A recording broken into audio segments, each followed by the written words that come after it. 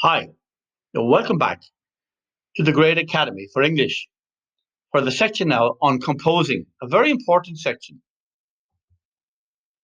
This chapter on composing follows on from chapters 2 and 4. To avoid repetition in the lecture, I've covered basic foundational aspects of composing in chapters 2 and 4. So if you leapt in straight away on composing without having done your work on the other two lectures and chapters I mentioned, then you would be placing yourself at a disadvantage. So hopefully you are meeting this lecture and the follow-on work in sequence. Our composing is, as I said, very important. It's 25% of the exam, and there is some more information that you can take in by pausing that slide. I just mentioned that the 4 to 6 pages are of answer book pages, not A4. And it varies. There is no rule. Quality is more important than quantity. Quality, organization, focus, etc. But that is the average amount of pages achieved. So when you pick a topic from the 7, you have to do some planning before you write. So if we take this as a circuit like a clock, you see, you identify the essay genre on top there. The essay genre which suits you generally and in particularly on the day. And then you scribble a working title based on the instructions you've read, maybe highlighting or underlining one or two things in the instruction. So scribble a working title and brainstorm rapidly. Keywords, key ideas, even key content. Just scribble them down in your shorthand. The order doesn't matter at this point. So all of that might take about 5 minutes at least, 6 minutes ever so far. Then you might spend the next 4 minutes or so organizing those ideas into sequence with numbers. Number 1, 2, 3. Or if you're grouping them, you might have 1A and 1B. As it strikes you, and you change as you go, and you might decide that what you have placed as 2 is more logically going to be at the 5th stage. So you just change it in your planning. It doesn't matter how messy that page is. So that's a good 10 minutes into the exam. Precious 10 minutes.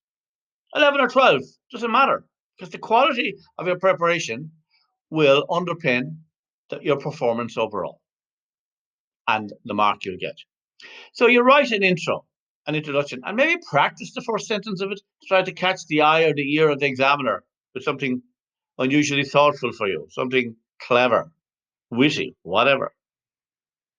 And then based on your plan, you go through most of the hour writing 6 or so body paragraphs or sections of the essay. And it's no harm to pause maybe after 15 or 20 minutes, read over thoughtfully what you have written, taking that breather and seeing if you're keeping the right direction. And during that rereading, you may get further bright ideas to throw on to the scrap page so that you won't forget them later.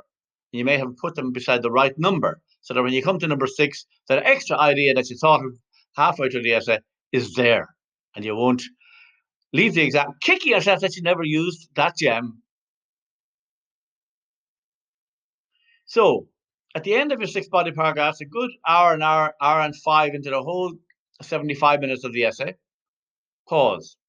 Thoughtfully, not in a rushed way, thoughtfully reread for editing, for proofing, and brainstorming. Get all of that done at once, because you're brainstorming to come up at a brilliant conclusion. But you're also looking for an ill phrase or something that a word where a word was left out so that you can edit it, just correct it with a little arrow or underneath the line or along the margin. The examiner appreciates the evidence of your editing. It's not a flaw. It doesn't tarnish your overall essay. Far from it. So then, having reread and maybe done a bit of brainstorming for a conclusion, write your striking conclusion. Maybe a conclusion that echoes something from earlier in the composition. be it story, personal essay, or argumentative type of essay. It's very good to echo something, not necessarily repeat it, echo it. So all of that is how you plan it. There is a support sheet in the notes to expand on this. Now, get in the mood. Use one of the three texts to get you in the mood once you're about to start. Scan a text that you felt some identity with, just to grab one or two sentences here or there, like a tuning fork. And there are three examples there from the three different texts. Pause and reflect on those and consider, would any of those inspire you to up your game, to up your quality? Pause. So you've had a chance to think about that. What would I focus on there? Sort of like the idea, the irony about human lives being sort of underlived. Men die miserably every day for lack of what is found there. It's a generic term for humanity. It goes back, a long time before our more modern sort of gender-focused language choices. But we can take something from that that's of inspirational wisdom, and that could crop up as a quote or as a sort of another version of it in something I might write. In this second one, I wonder, did you notice the nice metaphor, cathedrals of the mind? That kind of quite clever notion, hospitals of the soul. And you could expand on that in a kind of a flippant or frivolous way as well. Like if you were trying to talk about certain places as the corner shops of the heart, etc., depending on what way you're writing, but you can take something interesting and kind of reconfigure it. And an examiner would be very impressed. Um, the lovely imagery of the sea, almost stalled in a great torpor. Torpor is a kind of an inactive laziness. Um, so that elegant description might sort of give you a certain verbal kind of lift. Anyhow, I suggest you do the same when you come upon your magazine-like paper one with the three texts, as well as all the steps I encourage in the earlier lectures, that you would have an eye all the time on phrases or sentences that are very kind of luxurious in language or image, and that might send you on a happy trip of good expression. How about that?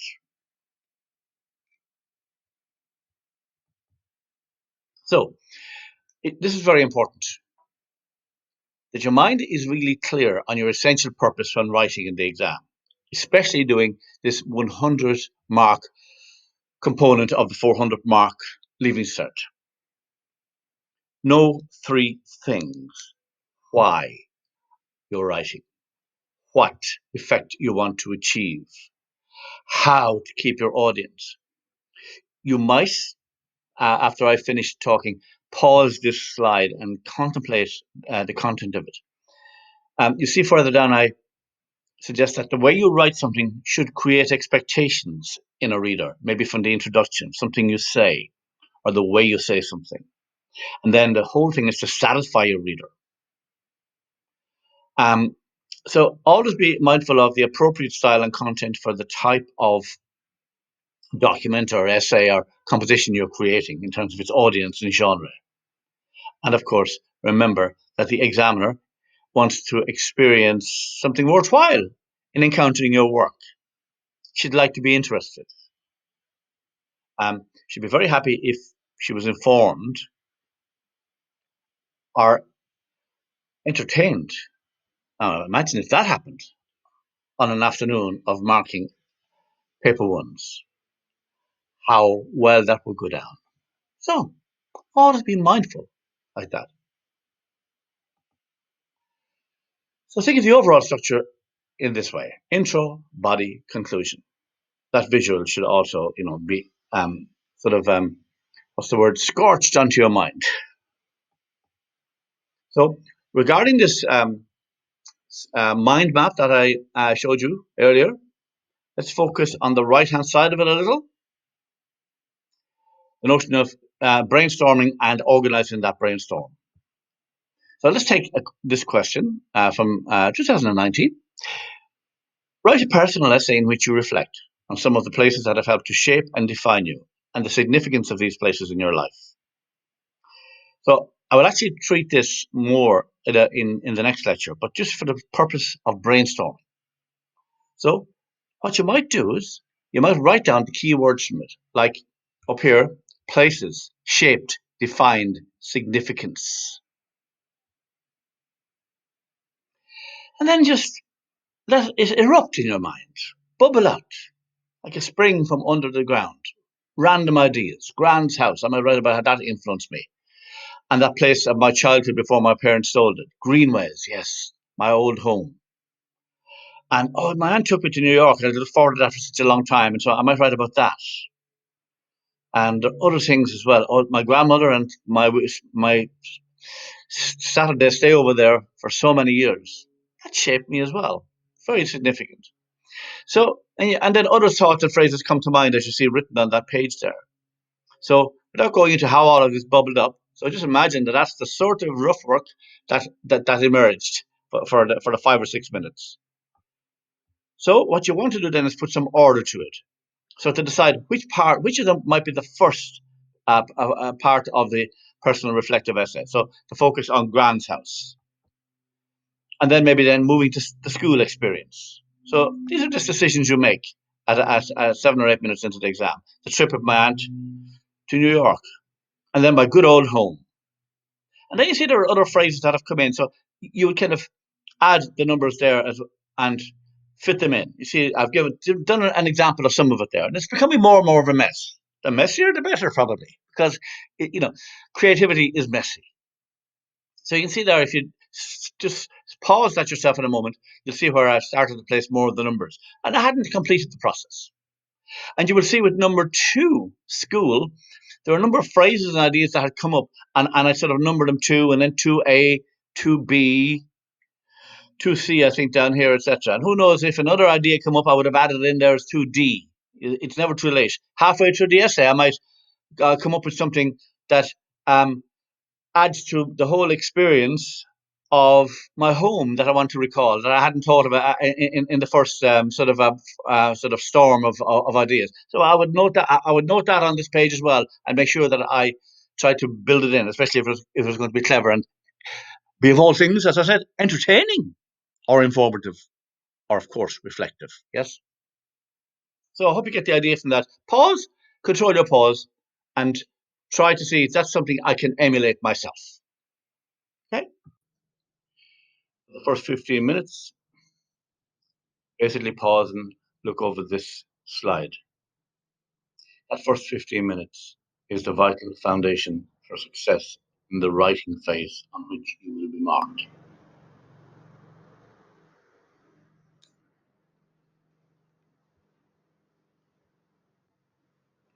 So, after this brief lecture, I hope you now have an understanding of the marks and time to be allocated. For composing, it's the second part of your paper 1 work.